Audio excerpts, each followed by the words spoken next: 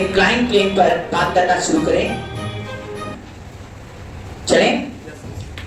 चलिए पहले सोच रहे हैं क्या क्वेश्चन देते क्या पहले एक क्वेश्चन से शुरुआत करते हैं, ठीक है?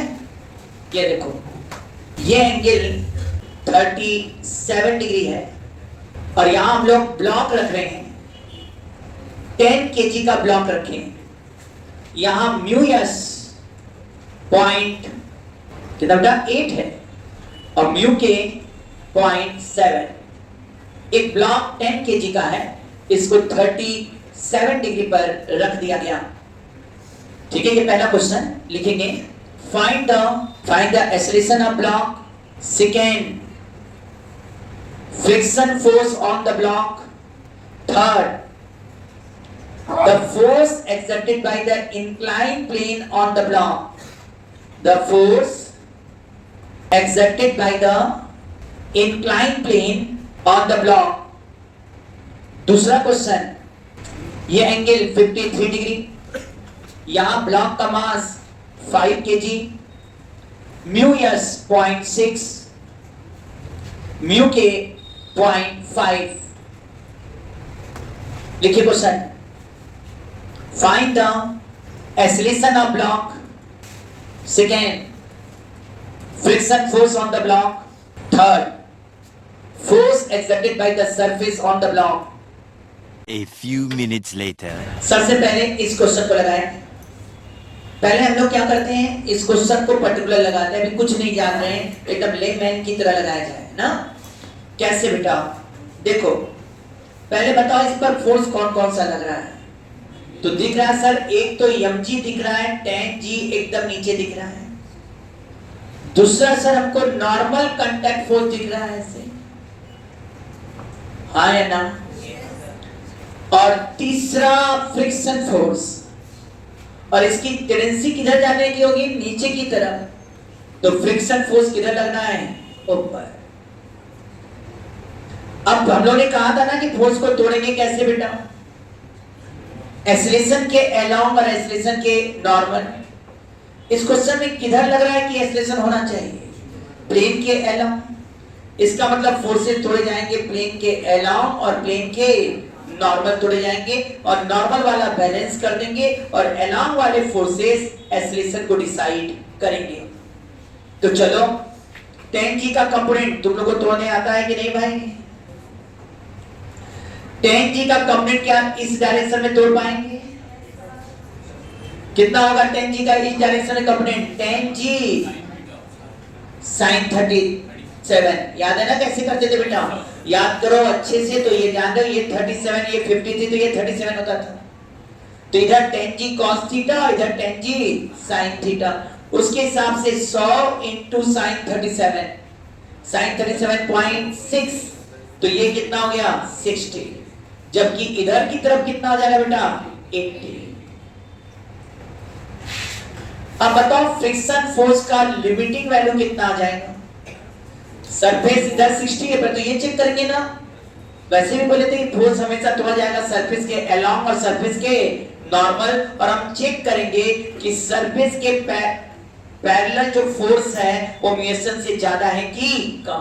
यदि नीचे का सरफेस फिक्स है और ब्लॉक रखा जा रहा है तो पहला काम है force should be resolve in the direction in parallel to the plane and normal to the plane, and then you check the net force parallel to the surface is greater than Muson or less than Muson.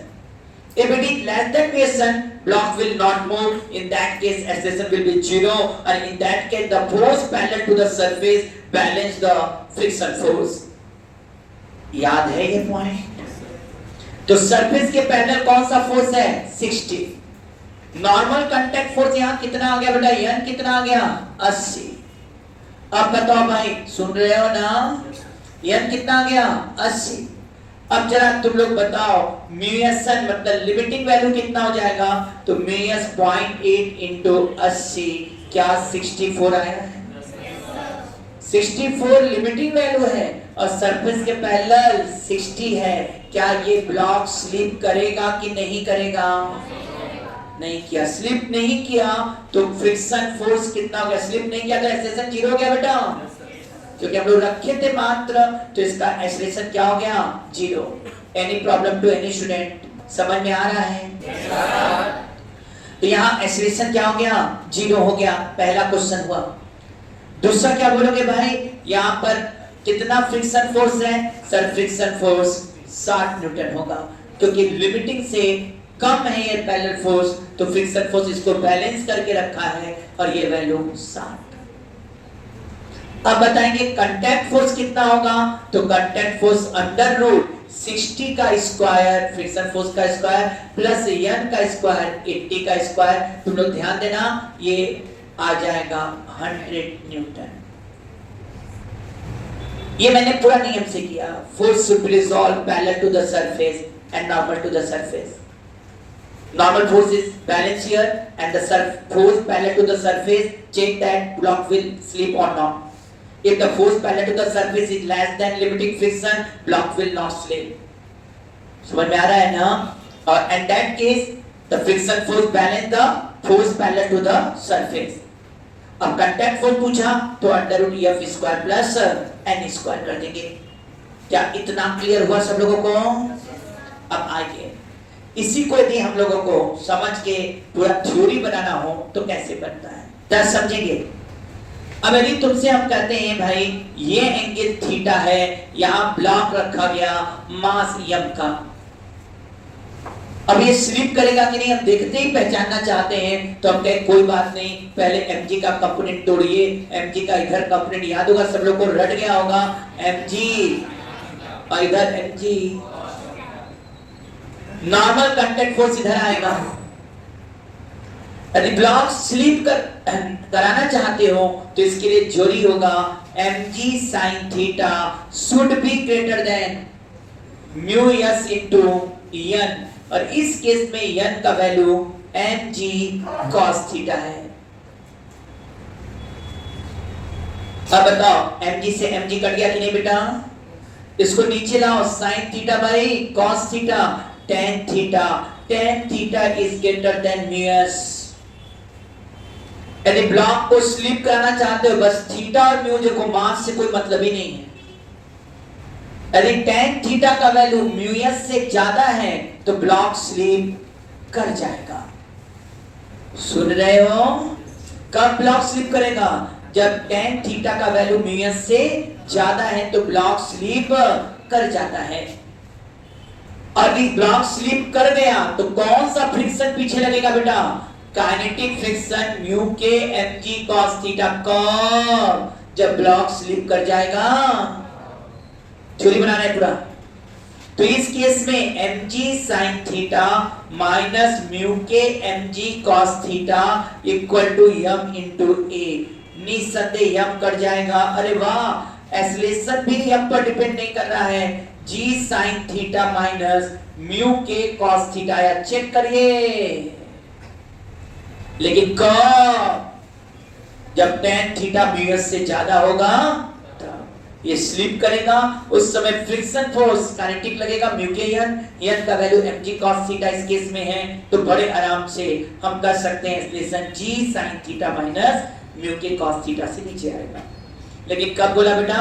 जब slip करेगा तब। Slip का condition tan theta mu s से ज्यादा होना चाहिए। लेकिन यदि तुम्हें क्वेश्चन से लगे कि tan थीटा का वैल्यू म्यू s से कम है, यदि tan थीटा म्यू s से कम है तो क्या ब्लॉक स्लिप करेगा कि नहीं करेगा? tan थीटा म्यू s से कम है तो ब्लॉक स्लिप नहीं करेगा, और नहीं किया तो एक्सेलरेशन तो जीरो तो हो ही गया। क्या इस केस में जो फ्रिक्शन फोर्स होगा इसको हटाओ अब भाई। अब tan थीटा यदि म्यू s से कम है तो ब्लॉक स्लिप नहीं करेगा, और इस समय स्लिप ना करने का मतलब है फ्रिक्शन फोर्स किसके बराबर हो जाएगा? mg sin theta. अब बस तुम्हें थीटा और म्यू को चेक करना होगा। tan थीटा यदि म्यू से कम है तो ब्लॉक स्लिप नहीं करेगा। अब ब्लॉक स्लिप नहीं किया, सुन रहे हो ना?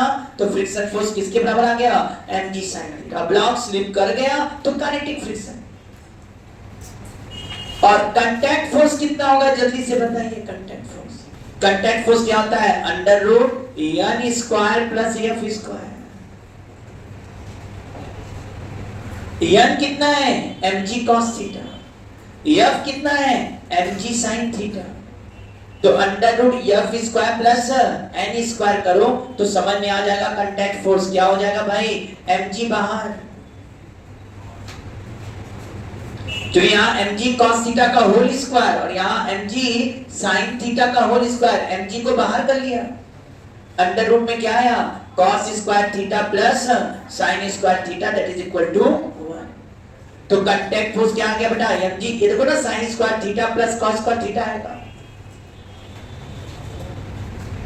और कांटेक्ट फोर्स एकदम आसानी से बोल सकते हैं किसके बराबर हो गया mg के। लेकिन कब, जब ब्लॉक स्लिप नहीं कर रहा है, चुपचाप रख दिया गया, स्लिप नहीं किया तब। tan थीटा μs से कम है तो ब्लॉक स्लिप नहीं करेगा। हम लोग इस समय केवल ब्लॉक की बात कर रहे हैं, कोई आदमी को नीचे नहीं लाना है, कोई इंसेक्ट को नीचे नहीं ला रहे। वहां कहानी कुछ और होता है क्योंकि आदमी खुद फोर्स लगाकर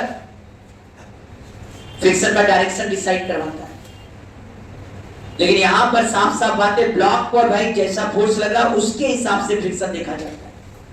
तो यहां पर साफ साफ ब्लॉक के केस में यदि tan थीटा का वैल्यू μs से कम है तो ब्लॉक स्लिप नहीं करेगा, एक्सेलरेशन 0। उस समय friction force mg sin theta को बैलेंस किया, उस समय कांटेक्ट फोर्स निकालोगे तो under root mg sin theta का whole square plus mg cos theta का होल स्क्वायर जो mg के बराबर ही आ जाएगा।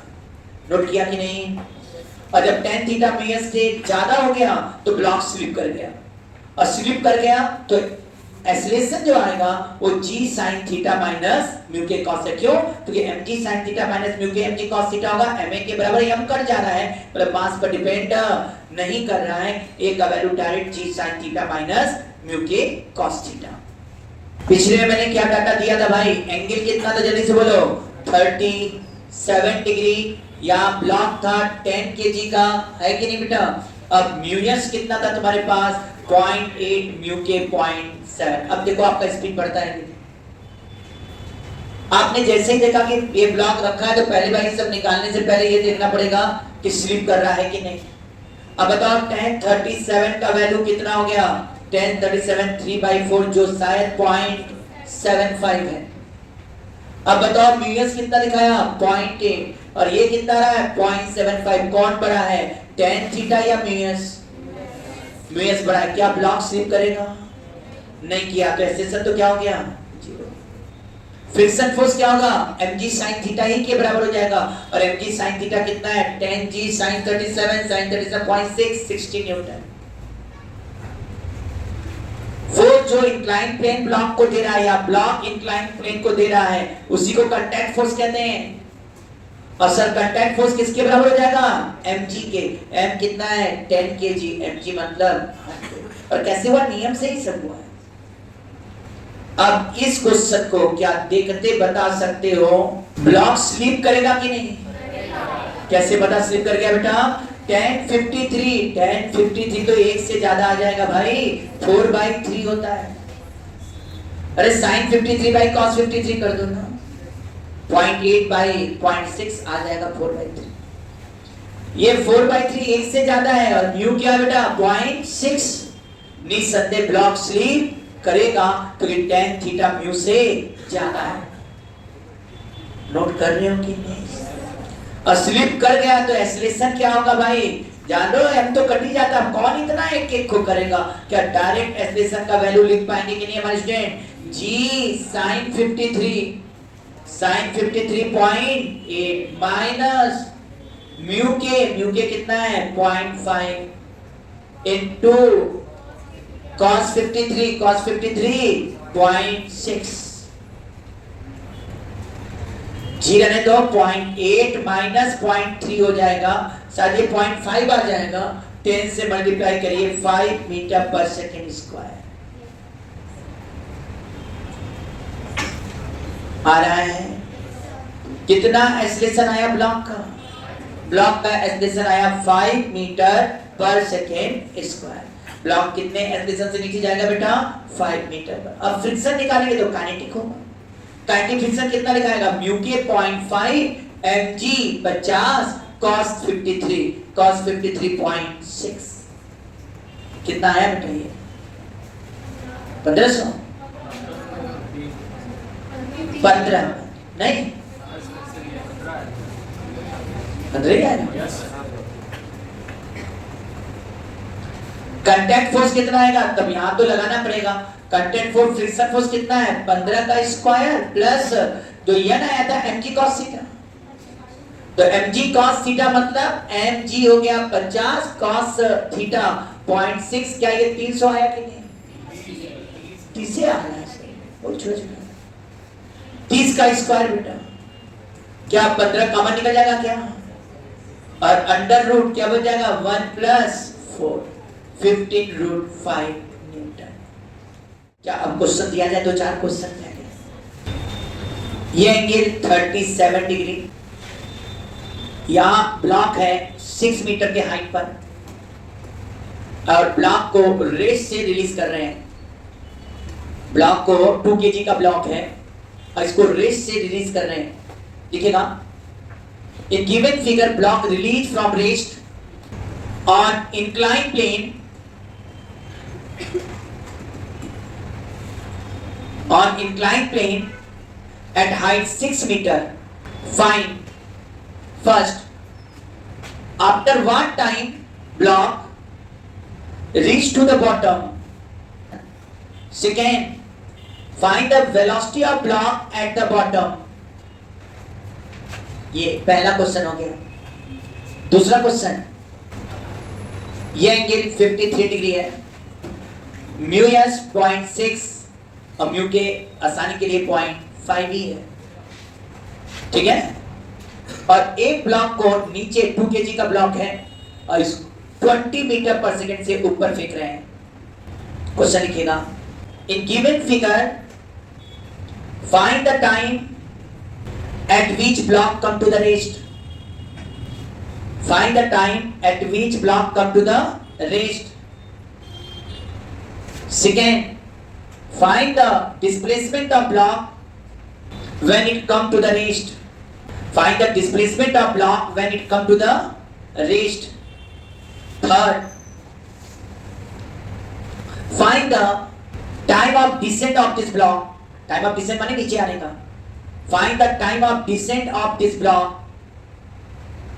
Find the time of descent of this block. Third question लिखोगे क्या भाई, हो गया 3 क्वेश्चन ना। टाइम ऑफ डिसेंट, पहले टाइम ऑफ ऐसे पूछा गया, मतलब चढ़ने में समय कितना लगा, कितना डिस्प्लेसमेंट हुआ, फिर कितना टाइम लगेगा कि ये नीचे आ जाए, हो गया। नेक्स्ट क्वेश्चन लिखिएगा, a block move downward along the plane with constant velocity, same block projected upward along the plane from the bottom with velocity v0.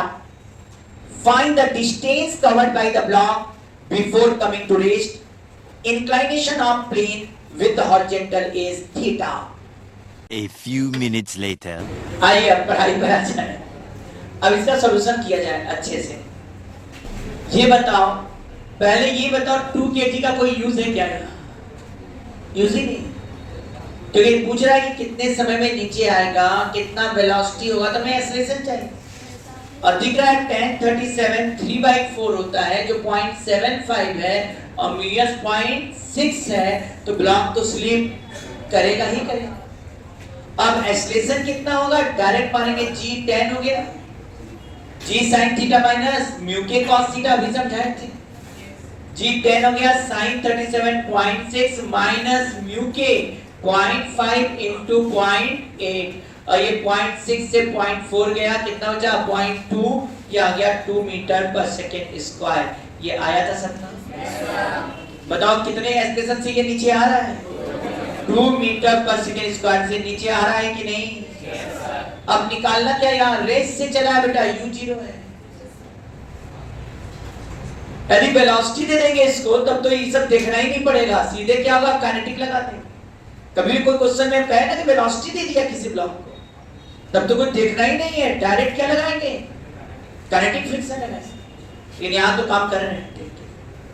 अब बताओ, यहाँ से यहाँ तक आने का समय निकालने के लिए क्या पहले ये डिस्प्लेसमेंट पता होना चाहिए कि नहीं, क्योंकि एक्सेलरेशन इधर है तो इधर ही डिस्प्लेसमेंट चाहिए। और बताओ मेरी हाइट दिया है और एंगल दिया है, तो ये निकल सकता है कि नहीं। कैसे निकल जाएगा? साइन 37 इक्वल टू 6 बाई ये वाला डिस्टेंस, मान लो यस मान, साइन 37.67 निकालोगे, ये कट जाएगा यहां से 10 और यस बराबर आ गया 10 मीटर।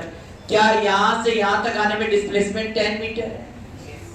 क्या अब डायरेक्ट नहीं लगा सकते? एक्सलेशन कांस्टेंट है, 10 equal to ut 0 half a t square, 2 भी गया, t बराबर कितना गया? √10 सेकेंड। टाइम कितना लगा? √10 सेकेंड। क्या वेलोसिटी निकाल सकते हैं कि नहीं? v square equal to u square 0 हो गया प्लस 2, a का वैल्यू कितना हो गया? 2 और s का वैल्यू 10। v का वैल्यू कितना लिख दोगे? v का value 2√10 metre per second. v square equal to u square 0 plus 2as, a की जगह 2 करो, s की जगह 10 करो, तो v का वैल्यू 2√10 मीटर पर सेकेंड। बोलो क्वेश्चन में कोई दम था? आइए, अब ये क्वेश्चन सही इसलिए हुआ कि इसका पूरा आधार दे दिए थे। एक्सेलरेशन पता था, कब स्लिप करेगा कब नहीं करेगा, क्योंकि जब भी मैंने कहा इंक्लाइन प्लेन पर ब्लॉक रखा है तो पहले तो चेक करना पड़ेगा, रखा है ना, तो स्लिप करेगा कि नहीं करेगा। स्लिप कर गया तो उसका एक्सेलरेशन डायरेक्ट ला सकते हैं g sin theta minus mu के g cos। तो ये तो और कोई फोर्स लग ही नहीं रहा है। अब इस वाले क्वेश्चन पर, इसमें ब्लॉक को 20 मीटर पर सेकेंड से प्लेन के अलोंग फेंक दिया गया है और पूछा गया है कितने समय में ये रुकेगा। एक प्रकार से टाइम ऑफ एसेंट पूछ रहा है, चढ़ने में कितना समय लगेगा, कितना डिस्टेंस चलेगा रुकने से पहले, और फिर यह पूछा है कितने समय में ये नीचे आ जाएगा। यदि ध्यान से क्वेश्चन लगाना शुरू किया जाए तो पहले थ्योरी आप इसके क्वेश्चन में, थ्योरेटिकल पॉइंट ये है कि यदि तुमने थीटा है और ये ब्लॉक रखा है और इसको वेलोसिटी ऊपर दे दिया, सर वेलोसिटी दे दिया तो ऊपर जाएगा ही जाएगा। अब इस पर कौन सा फ्रिक्शन लगाओगे? स्टैटिक क्या वेलोसिटी काइनेटिक लगने, स्लिप हो गया तो इस पर mg sin थीटा तो नीचे रहेगा ही रहेगा, mg cos थीटा यहां है और ये नॉर्मल कांटेक्ट फोर्स। वेलोसिटी ऊपर दिया तो काइनेटिक फ्रिक्शन कितना लगेगा? पीछे कितना वैल्यू होगा? म्यू के n मतलब mg cos थीटा, यहां n का वैल्यू mg cos थीटा है। हाँ है ना? अब बेटा ये बताओ mg sin theta plus mu K mg cos theta equal to ma होगा कि नहीं? यम क्या हो गया? कैंसिल। a बराबर क्या लिखेंगे? g बाहर निकालो, sin theta plus mu K cos theta. a equal to क्या आ गया बेटा? g बाहर निकाल लिया, sin थीटा प्लस, मतलब ऊपर फेंकेंगे तो रिटार्डेशन का वैल्यू ज्यादा है कंपेयर टू जब नीचे आ रहा था एक्सेलरेशन, क्योंकि नीचे जब आ रहा था तो g sin theta minus mu के g cos थीटा लग रहा था, क्योंकि g sin थीटा नीचे था, g sin थीटा फ्रिक्शन ऊपर था। लेकिन जब ऊपर फेंक रहे हो अलोंग द प्लेन तो mg sin थीटा भी नीचे और फ्रिक्शन फोर्स भी नीचे हो गया, इसलिए रिटार्डेशन का value g sin theta plus mu K cos theta. अब बात ध्यान दो, किसी ब्लॉक को इंक्लाइन प्लेन पर रखें और अलोंग द प्लेन स्लिप कर रहा है तो उसका एक्सप्रेशन क्या था? g sin theta minus mu K cos theta. किसी ब्लॉक को ऊपर फेंक दिया है, ऊपर माने अलोंग द प्लेन फेंका है वेलोसिटी से, तो उस समय sir g sin theta plus mu के g cos थीटा रिटार्डेशन होगा। क्या समझ में आ रहा है कि नहीं? पर तो स्ट्रेट लाइन रहे, अरे एक्सेलरेशन बस ला रहे हैं किससे? न्यूटन लॉ मोशन से, फ्रिक्शन तो केवल सहारा दे। आइए कुछ आया है? अब इसका मतलब a बराबर निकाल लिया जाए, a इक्वल टू क्या हो गया? g मतलब 10 sin 53, sin 53 आवाज 0.8 प्लस म्यू के कितना हो गया? 0.5 cos 53 0.6। क्या 0.5 into 0.6 कितना है बेटा? ये 0.3 ना? क्या एक्सेलरेशन 11 मीटर पर सेकंड स्क्वायर आया था? बल्कि ये एक्सेलरेशन नहीं बल्कि रिटार्डेशन आ गया।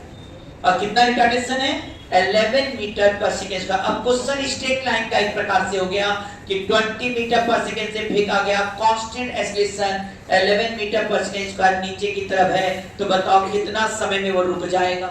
अरे u आगे है a पीछे है, कितने समय में रुक जाएगा? बहुत डालना है u बाई a, याद आ रहा है कि नहीं? v बराबर u minus at, v0 t बराबर u बाई a। अच्छा, अब ये आप लोगों को समझ में आ रहा होगा straight line, differential integration, vector, क्या सबका यूज हो रहा है कि नहीं? बिना उसको कमजोर करके आगे चलेंगे तो हम लोग एकदम पूरी तरह से फेंकाएंगे। उधर जितनी मजबूत है, चीजों का समझ अच्छी है, इधर हम लोग अपने आप दिमाग चलाना शुरू किया। अब आपको केवल थोड़ा चीज मिल रहा और ज्यादा चीज अप्लाइकेशन वहीं से लग रहा है। अब समझ में आएगा क्यों समय लगता है वेक्टर और स्ट्रेट लाइन। हाँ आ जाओ, t बराबर u बाई a आएगा, उसी तरह s निकालोगे तो v square equal to u square minus 2s v0, s equal to u square by 2। क्या टाइम निकाल पाओगे कि नहीं भाई? u 20 और a 11 है, क्या टाइम 20 बाई 11 होगा कि नहीं सेकेंड? तो टाइम कितना हो गया 20 बाई 11 सेकेंड। कितना डिस्टेंस चलकर रुकेगा? s equal to u square by 2a। u 20 है ना, 20 का स्क्वायर मतलब 400 अपॉन 2 और a कितना आ गया 11, ये होगा 200 बाई 11 मीटर। क्या तुम लोग निकाले थे इतना? कितना टाइम चलकर रुकेगा 20 बाई 11 सेकेंड। कितना डिस्टेंस चलेगा बेटा? तो 200 बाई 11 मीटर, इतना आया। अब बताओ ये चल गया कितना डिस्टेंस? 211 मीटर जा चुका है। अब यहां से ये वापस आने का प्रयास करेगा बेटा। जब वापस आएगा तो जितना डिस्टेंस चला है क्या उतना ही डिस्टेंस नीचे आएगा? तो इस क्वेश्चन में अच्छी बात है, जब हमने कहा इसको इतनी वेलोसिटी से फेंका तो समझ में आ गया जाने का समय और आने, अरे सेम नहीं होगा, जाने का डिस्टेंस और आने का डिस्टेंस तो सेम होगा। अब बड़ा ध्यान देना जरा सा, यस का वैल्यू कितना आ गया? यस का वैल्यू है 200 बाई 11 मीटर, आया था कि नहीं? अब यहां से ये रेस से नीचे आ रहा है तो क्या यस इक्वल टू ut 0 गया, हाफ at स्क्वायर होगा कि नहीं? यस का वैल्यू 200 बाई 11, यस का वैल्यू कितना बेटा 200 बाई 11, हाफ हो गया। a निकालना है। नीचे आते समय एक्सेलरेशन, नीचे आते समय acceleration g sin 53.8 minus mu के 0.5 cos 53.6, अरे 0.8 माइनस 0.3, ये acceleration 5 metre per second square है। तो यस बराबर 200 by 11 half 5 into T square, 5 से इसको काटो भाई 40 आएगा क्या? और t बराबर सही बात है √80 बाई 11, या ये भी लोग कर सकते हैं जो लोग निकालने वाले हैं, और 16 × 80 होता है, तो ये 4√5 बाई 11 सेकेंड। अच्छा एक बात बताओ, ब्लॉक को ऊपर जाने में समय ज्यादा लगा कि आने में समय ज्यादा लगा? हाँ, आने में समय ज्यादा लगा। ध्यान नहीं दे रहे हो, अपना कंसेप्ट लगा दे रहे हो, मतलब तुम कुछ आने में जल्दी आ जाते हो, चलते हो तो देर, वो मत लगाओ। ब्लॉक को फेंके हो तो जब ब्लॉक को फेंके थे तो रिटार्डेशन ज्यादा लगा था, जिसके कारण वेलोसिटी जल्दी 0 हो गया था। लेकिन जब ये वापस आएगा वही डिस्टेंस, तो एक्सेलरेशन कम है तो समय ज्यादा लगेगा आते समय। तो ध्यान दीजिए, किसी ब्लॉक को, यदि हम आदमी की बात नहीं कर रहे हैं, जानवरों की बात नहीं कर रहे हैं, ब्लॉक की बात कर रहे हैं। यदि ब्लॉक को इंक्लाइन प्लेन पर फेंका जाएगा ऊपर की तरफ तो टाइम ऑफ एसेंट कम होगा और टाइम ऑफ डिसेंट, खुद देखो ना, पहले t आया था 20 बाई 11, जो करीब करीब दिख रहा होगा 2 से कम है। किससे कम है? किससे कम है? किससे कम है? और यहाँ t आया √80/11, √80/11। ऐसे मान लो हम 2 भी यहाँ लाना चाहते थे, 44 होता तब 4 आता। √80/11 है कितना मालूम है? 7.7 के आसपास, 7 पॉइंट समथिंग। √4 से ज्यादा ना है। और ये क्या है? 20/11, 2 से कम, और ये 2 से ज्यादा। कौन सा समय ज्यादा हो रहा है? टाइम ऑफ डिसेंट ज्यादा है और टाइम ऑफ एसेंट कम। कारण भी है, जब टाइम ऑफ एसेंट रिटार्डेशन ज्यादा है, जी sine theta plus mu G cos theta जल्दी 0 कर दिया। और वही डिस्टेंस वापस आना है, तो वापस आने से उसका एक्सेलरेशन कम हो गया है, जी साइन थीटा माइनस म्यू के जी कॉस थीटा। तो धीमे धीमे आ रहा है, और गया तो खींचने वाला तेज खींचा। तो अर्थमेटिक के जाते समय टाइम क्या लगेगा? कम, और आते समय टाइम ब्लॉक के केस में time of ascent is less than time of descent, या time of descent is greater than time of ascent. अब इस क्वेश्चन को जरा समझिएगा, इसमें लैंग्वेज का खेल था। प्लेन का इंक्लिनेशन थीटा है, लेकिन करा एक ब्लॉक कांस्टेंट वेलोसिटी से नीचे आ रहा है। सर, यदि ये सरफेस स्मूथ होता तो कांस्टेंट वेलोसिटी से तो नीचे आ ही नहीं सकता, जी साइन थीटा काम करता, एक्सेलरेशन होता, वेलोसिटी बढ़ता। कांस्टेंट वेलोसिटी से नीचे आ रहा है, मतलब एक्सेलरेशन 0 है। इसका मतलब ये हो गया कि नीचे की तरफ कौन सा फोर्स काम कर रहा होगा? mg साइन थीटा को कौन सा फ्रिक्शन बैलेंस करके रखा है? काइनेटिक, क्योंकि वेलोसिटी है उस पर काइनेटिक फ्रिक्शन लग रहा है। और काइनेटिक फ्रिक्शन लग रहा है तो बड़े आसानी से बोल सकते हैं कि यहाँ जो Fk है वो किसके बराबर हो गया है? mg साइन थीटा के बराबर। कुछ लोग कहने वाले ऐसे भी कर सकते हैं कि Fk माने mu K mg cos theta. Theoretically बोले तो ऐसे भी कहेंगे mu K mg cos theta, और सर ये mg sin थीटा के बराबर, मतलब mg कट गया सर, म्यू के इक्वल टू tan थीटा है इस समय। तभी ये कांस्टेंट वेलोसिटी से नीचे आ रहा है। क्यों, कैसे मिल गया? म्यू के का वैल्यू दिया नहीं था, रब भी नहीं दिया था, लेकिन ये समझ में इंक्लाइन प्लेन पर नीचे आ रहा है, तो कांस्टेंट वेलोसिटी से कब नीचे आ जाएगा सर? जब एक्सेलरेशन 0। इसका मतलब mg sin थीटा को बैलेंस करना है। कौन वहां बैलेंस करेगा? कोई है ही नहीं वहां, फ्रिक्शन ही हो सकता है। और भी कौन सा फ्रिक्शन है? जो कि चल रहा है, स्लिप कर रहा है, तो वहां काइनेटिक फ्रिक्शन है जो mg sin थीटा को बैलेंस किया, तभी वो कांस्टेंट वेलोसिटी से नीचे आ रहा है। अब किसी ब्लॉक, ये एंगल थीटा है, और करा नीचे से ब्लॉक को किस वेलोसिटी से फेंका? v0 से। अच्छा बताओ, जैसे ही v0 से फेंकेंगे तो नीचे की तरफ क्या mg sin थीटा होगा कि नहीं? वेलोसिटी ऊपर है तो क्या नीचे की तरफ काइनेटिक फ्रिक्शन भी लगेगा कि नहीं भाई? mg sin थीटा तो नीचे है और काइनेटिक फ्रिक्शन लगेगा कितना? Mu K mg cos theta. अरे वाह, ये mu K mg cos theta mg sin theta के बराबर है। और यार mu K mg cos theta लिखकर म्यू के का वैल्यू tan थीटा रखो, तो भी sin theta by cos theta, cos theta cos theta cut जाएगा, तब भी mg sin थीटा आ जाएगा। और क्यों रखें? क्योंकि यहाँ तो पता ही चल गया कि mg sin theta kinetic friction है, तो यहाँ क्यों ना डायरेक्ट mg sin थीटा ही रखते। समझ में आया या नहीं आया तो लिख लेना भाई, mu K mg cos theta ही लिख लो खुशी के बारे में। अब mu K mg cos theta, mu के अरे लिखी दे, नहीं तो पता नहीं किसके दिमाग में क्या चल रहा है। म्यू के बराबर क्या लिखोगे? tan theta. tan थीटा लिखते ही sin theta by cos theta, sin theta mg आना ही है, वही लिखने की, वहीं से वही लाए। तो इसका मतलब है mg sin थीटा भी नीचे है और mu K mg cos theta भी mg sin थीटा बराबर है, तो इधर कितना फोर्स हो गया? 2mg sin theta. और 2mg sin थीटा मतलब 2mg sin theta equal to ma करोगे यदि, तो a बराबर कितना आ जाएगा? 2g sin theta. यहां पर इसको वेलोसिटी v0 दे रहे हो। अब एक्सेलरेशन पता चल गया, जो रिटार्डेशन का काम कर रहा है यहाँ, अब वेलोसिटी के अपोजिट है। अब बताओ ये चलेगा तो कहीं ना कहीं रुकेगा, कितना दूर रुकेगा? यस बराबर v0 स्क्वायर बाई 2a और a का वैल्यू कितना आ गया 2g sin theta.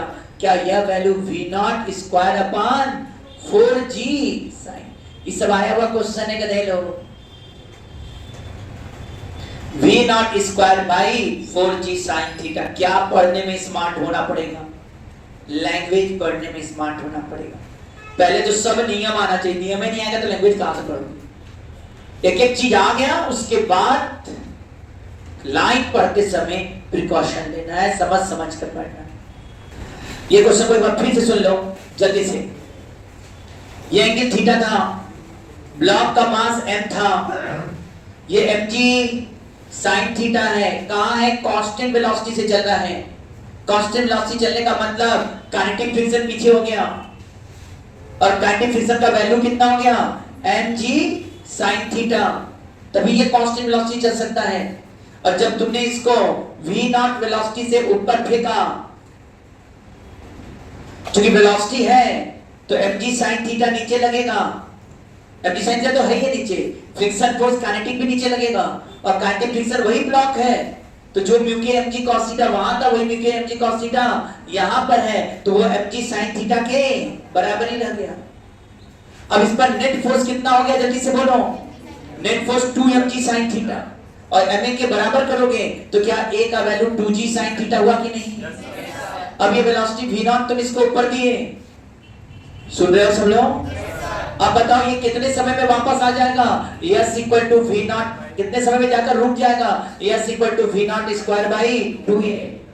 v naught square मिल गया, a का वैल्यू 2g sin थीटा मतलब 4g sin theta.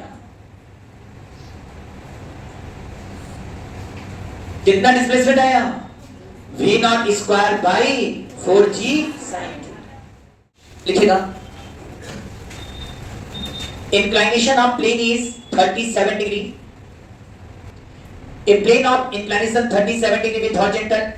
A block is projected upward along the plane from its bottom.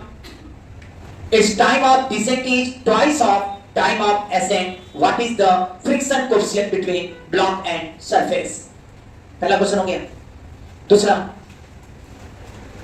Second question home assignment में, a block released from the top of inclined plane from rest. Upper half portion of plane is smooth and lower half portion is rough. Block come to the rest at the bottom.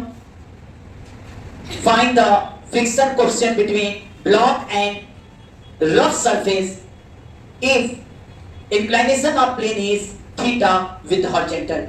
एक block rest से छोड़ा गया और bottom पर आया, rest में हो गया। इसका आधा पोर्शन स्मूथ है, आधा पोर्शन रफ है। आपको बताना है यदि प्लेन का इंक्लिनेशन थीटा है हॉरिजॉन्टल से, तो रफ सरफेस और ब्लॉक के बीच फ्रिक्शन कोएफिशिएंट कितना होगा।